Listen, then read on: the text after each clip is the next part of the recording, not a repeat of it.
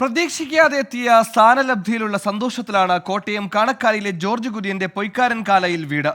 ദീർഘകാലമായുള്ള രാഷ്ട്രീയ പ്രവർത്തനത്തിന് കിട്ടിയ അംഗീകാരമാണ് കേന്ദ്രമന്ത്രി സ്ഥാനമെന്ന് ഭാര്യ OT അന്നമ്മ പറഞ്ഞു.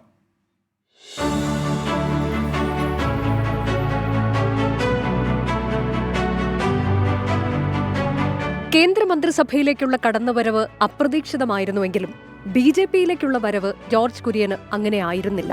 4 പതിറ്റാണ്ട് നീണ്ട പ്രവർത്തന പാരമ്പര്യം മുതൽക്കൂട്ടാണ്. മോദി സർക്കാർ വീണ്ടും അധികാരത്തിലെത്തുന്നത് കാണാനായി ഡൽഹിയിലേക്ക് തിരിച്ച ജോർജ് കുര്യൻ കേന്ദ്രമന്ത്രിയാകുമ്പോൾ കുടുംബാംഗങ്ങൾക്കും നാട്ടുകാർക്കും സ്വപ്നസമാനമായ നിമിഷം.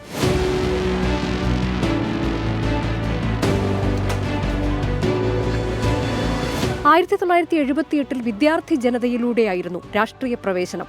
ദേശീയ ന്യൂനപക്ഷ കമ്മീഷൻ വൈസ് ചെയർമാനായും BJP സംസ്ഥാന ഉപാധ്യക്ഷനായും ചുമതല വഹിച്ചു. നിലവിൽ BJP സംസ്ഥാന ജനറൽ സെക്രട്ടറിയാണ്. ലോക്സഭാ തെരഞ്ഞെടുപ്പിലും 2016 നിയമസഭാ തെരഞ്ഞെടുപ്പിൽ പുതുപ്പള്ളിയിൽ നിന്നും മത്സരിച്ചു.